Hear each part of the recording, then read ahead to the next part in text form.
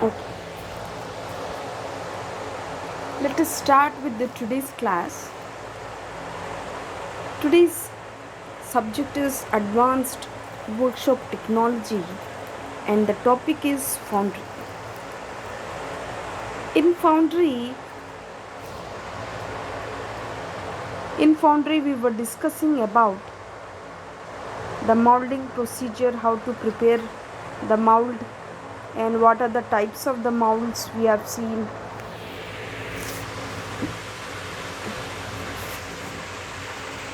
We have prepared the mold, we have seen the molding process like green sand molding, dry sand molding, loam sand molding. And in the today's class, we'll be able to discuss about the cement bonded sand molding, its advantages, disadvantages, like ceramic molding, its advantages and limitations, and shell molding with both advantages and disadvantages. So let us discuss a few points about cement bonded molding. As see here, the side heading is cement bonded molding. The heading itself represents the mold is used by using the cement. The mold is prepared by using the cement. As in general, we will use the sand, the silica sand, but here we are using the cement in order to bond it and in order to make a mold. Okay, so very clear about cement bonded molding. So you will have a cement named Portland cement. Portland cement of 10% we will add, and you add the water 5%, and the remaining is the synthetic sand. Okay, and remaining is the synthetic sand. Next, it requires less ramming. Why? Because as you are adding the cement here, it's very strong, and there is no need to do the ramming. And setting time is about 72 hours. Setting time is about 72 hours. And mold is as high strength and hardness. So mold is as high strength and hardness. You have to separate cope and drag are prepared, and then you have assembled. So what you are doing, you are preparing the both the mold separately in the drag box and the cope box, and then you are assembling it. While discussing about the advantages, the smooth surface finish is obtained. The smooth surface finish is obtained, and machining is not necessary. Most of the sand can be reused. So the main and the most important advantage is that you can reuse it. Reuse means you have to disassemble, you have to dislocate the sand, and then you can use it any number of times with the help of certain moisture. What are its disadvantages? It's very difficult to knock out of the flask. Why? Because cement will be added, and when the cement is added, it will become hard, and it will be very difficult to knock it out of the flask. Next, the following castings are produced. So which castings are produced? It is used for small to large castings. Okay. Next is ceramic molding. So ceramic is nothing but a different refractory material. Okay, ceramic is itself represent an another material. Okay, and another is another material. It employs metal pattern. It employs metal pattern, and a metal pattern is kept in the flask. Okay, the metal pattern is kept in the flask. A thick slurry of A thick slurry of refractory material is applied on the pattern. So what you are doing, refractory material is,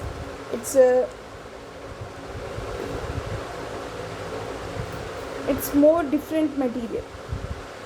That material is applied on pattern. Okay, that material is applied on pattern. What is the slurry contains of? The slurry contains of fine grated zirconium and silica. How it is consists of? It consists of the zirconium and silica, and it employs metal pattern. Okay, so you will use the metal pattern only. You cannot use the wood pattern as it doesn't withstand the strength and the refractoriness, and the metal pattern is kept in the flask. Okay, the metal pattern is kept in the flask, and whatever the thick slurry of the refractory material will be there, that is applied onto the pattern. Okay, next, whatever the slurry consists of grated zirconium and silica. Okay, then the pattern is withdrawn. The ceramic mold is removed from the flask, and it is treated with chemical catalysts. Means there will be a chemical reaction there, and it is heated at 980 degrees centigrade. Okay, so it is heated at 980 degrees centigrade. The molten metal is poured in the mold. Okay, what you are doing, you are treating it with a chemical catalyst, and it is heated at 98 degrees centigrade. Then after heating with 980 degrees centigrade, you are going to you will keep for the solidification. So after keeping the mold for solidification, your casting is ready. Okay, so next, ceramic molding.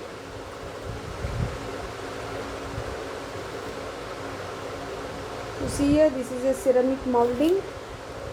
Lower part is nothing but the drag box, the upper part is nothing but the coke box, and you are having a black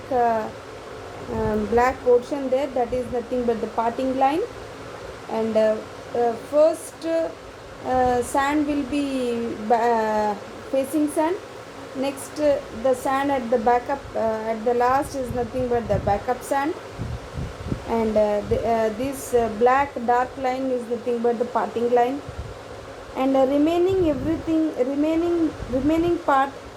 particles is nothing but the ceramic mold. Okay, what are its advantages? And you no need to do machining again. Why? Because here you are using the ceramic products. It has a good finish, and it is very it has high quality. It has high quality and very precision. Precision is nothing but costlier. So costlier,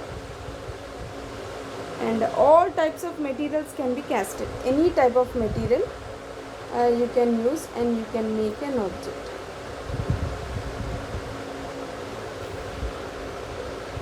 Okay, intricate castings with thin sections can be produced. What are its disadvantages?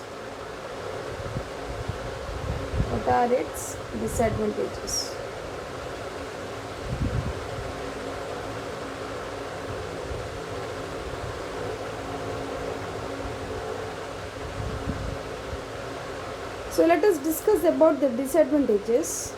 It is a very expensive process. And defects at a parting line may occur. So where the defects may occur? Defects may occur at the parting line. Applications. What are its applications? The following castings are produced, like extrusion dies, die casting dies,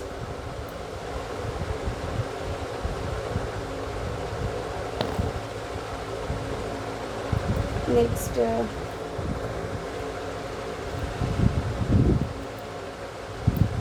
impellers for pump, parts of automatic reactor. So while discussing about the shell molding, it is also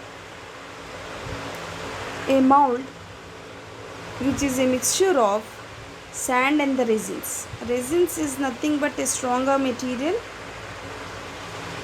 and is spread around heated metal. It is spread around heated metal.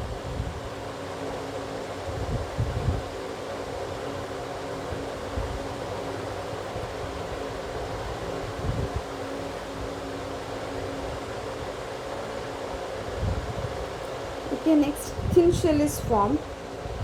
This shell is separated from metal pattern. So this shell is separated from metal pattern,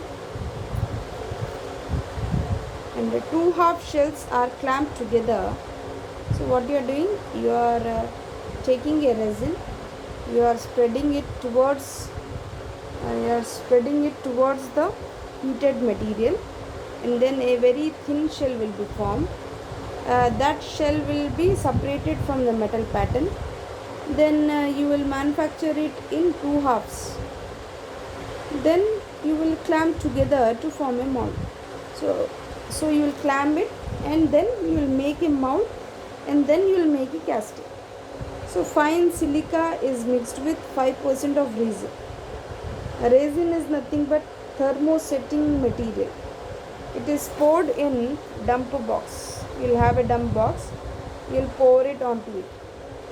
So when you will pour it, the metal is heated to 250 degrees centigrade. Okay. So when it is heated to 250 degrees centigrade, it will get attached to the dump box. Dump box is nothing but the molding boxes. So when it is attached, see here, you are having the clear picture of it. So this is a pattern. This is the heated metal. And you are having the ejector pins onto it. Then this is a sand. Then you will reverse it. Then you reversed it. When you reverse it, whatever the shape will be there, onto that the sand will be sticked. So when the sand is sticked, and again reverse it, so the sand will be sticked and a thin shell will be formed. After forming it into two different sizes in the two different boxes, then join it together. So how you will eject it? The metal pattern has ejecting pins. With the help of that ejecting pins, you will take it out. Next, dump box is inverted. Inverted means moved upside down.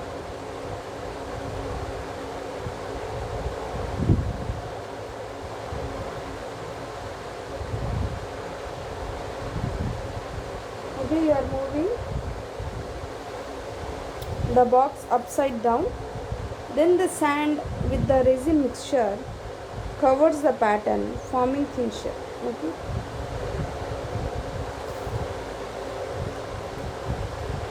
Within 30 minutes, the resin cures. Within 30 seconds.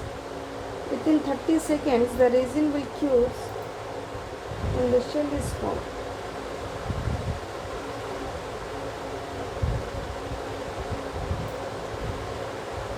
Okay, within 30 seconds, you will form a shell. Okay, next, separating the shell. So see here, you will remove the pattern. Onto that pattern, the resins will be formed. If the dump box is reversed to its original position, then the mixture falls back into the box. Okay, so it will fall back into the box, the pattern plate is moved and the shell is ejected. Okay, and shell is ejected out. Mold formation. See here, half of the shell you will add it, and then you will get a mold. Then in that mold, if you will melt the molten metal and if you will pass it, that is called as a casting, and the casting will be of shell shape. Okay, so this is nothing but a mold formation. The shell is cured at 320 degrees centigrade for few minutes. Then the two halves are joined together.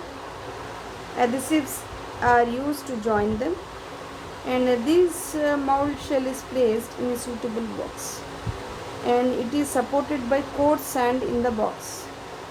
So next, the molten metal is poured in the shell mold, and it will solidify and casting is removed.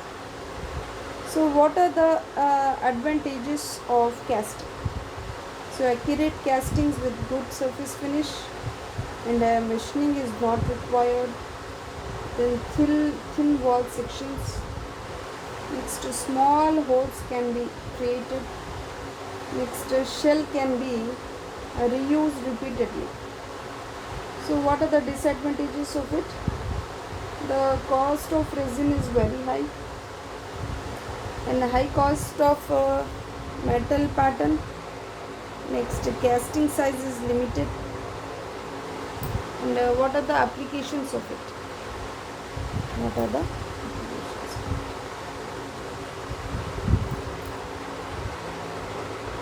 The applications are used for fine castings. Ferrous and non-ferrous metals can be casted, and castings of size a few grams to 250 kgs can be produced.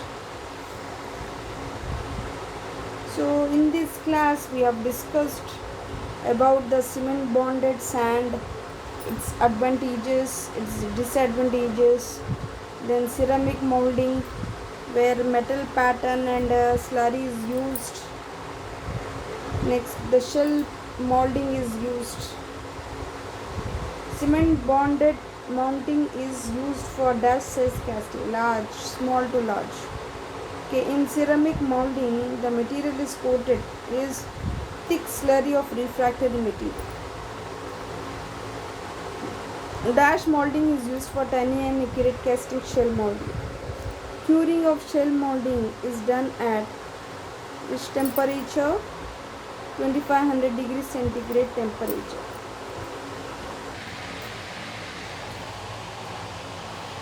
In previous PPT, we have learned about the cement bonded, ceramic molding, shell molding, and in this PPT we will be able to know about the special casting methods like die casting, permanent mold castings, and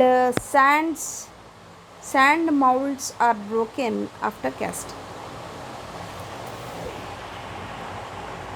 Sand molds are broken after casting. Sand molds are not used for mass production, and it can be used for mass production. Special casting methods can be used for mass production. Mass production is nothing but manufacturing the identical part in number of quantity.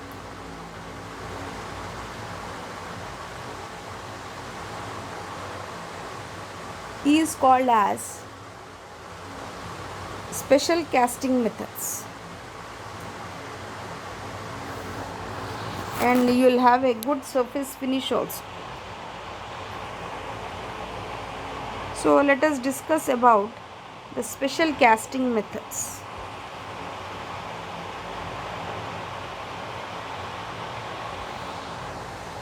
The first special casting method is die cast.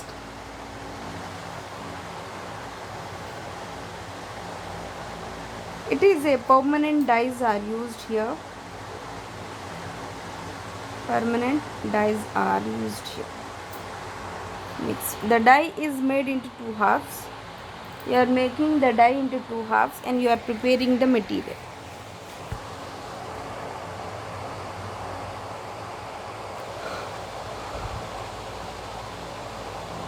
The metal will be heated and it becomes into molten metal. Then the molten metal is forced into a die cavity. So the pressure is applied by ram on molten metal. The pressure is applied by ram on molten metal.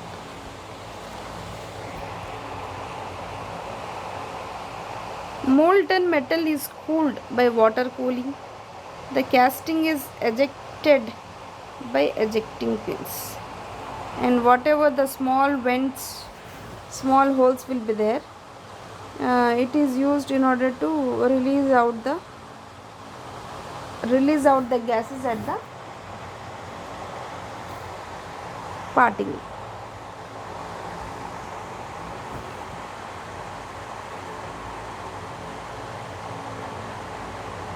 What are its advantages? Applications. It is used for small and medium castings, and it is used for low melting point non-ferrous alloys, and a large number of identical parts can be quickly produced. High finish and close dimensions. Very complex shapes can also be manufactured.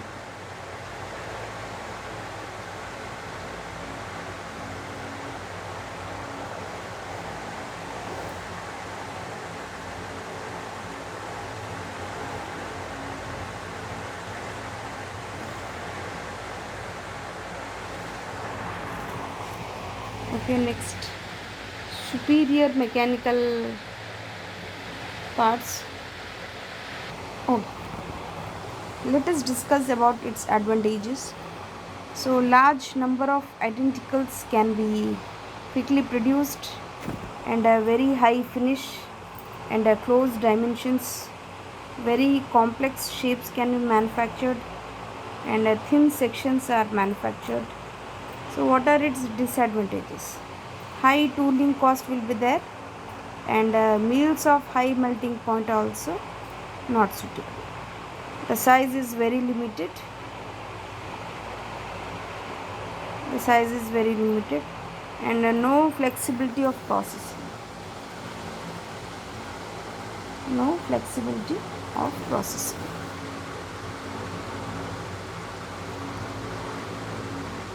And what are the types of die casting? Hot chamber die casting.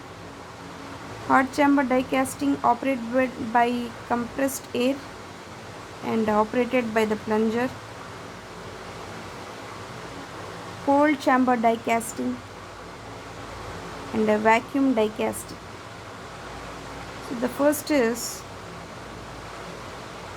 discuss about hot chamber die casting. So these die casting machine consists of hot chamber. Next you will have injection system. Next you will have die cavity with gooseneck. Next see here the hot chamber die casting.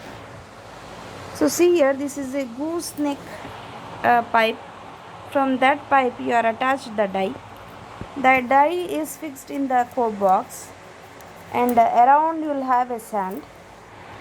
Then this is the air, and this is a furnace. In this furnace you are going to continuously heat it. So when you heat it, the normal metal will change into molten state.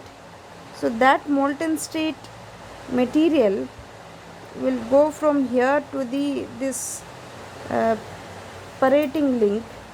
From this link it will insert uh, in the gooseneck.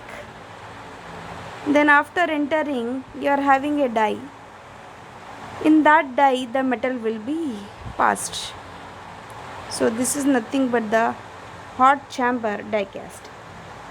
The molten metal is heated in hot chamber, and the gooseneck cylinder with ram is placed in hot chamber.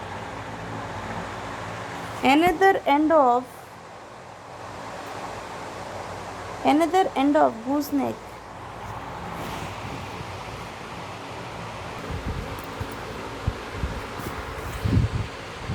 and another end of gooseneck is joined to the die cat. So you are pouring the molten metal into the gooseneck cylinder through ports. So when the plunger is downward, the ports are closed. The molten metal is forced into the die cavity.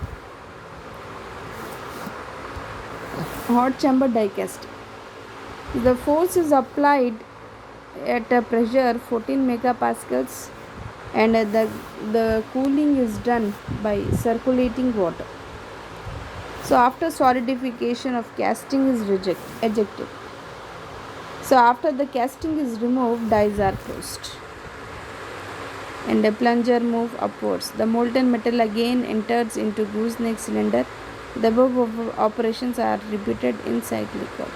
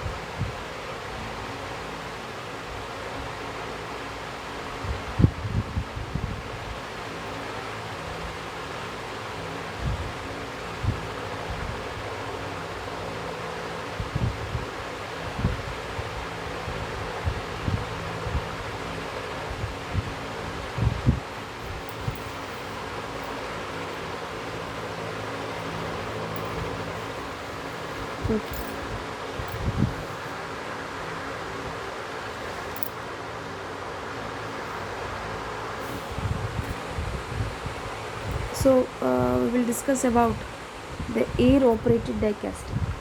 In this machine, the molten metal is forced by the air. The air pressure is about 4.2 megapascals and the gooseneck is lowered. The molten metal enter into the gooseneck. The compressed air is blown. See here, in the this is the hydraulic cylinder. From the hydraulic cylinder, you are having a plunger. From the plunger, you are having a gooseneck pump. From that pump, it is going inside the die cavity. Air operating die casting. After solidification, casting is ejected.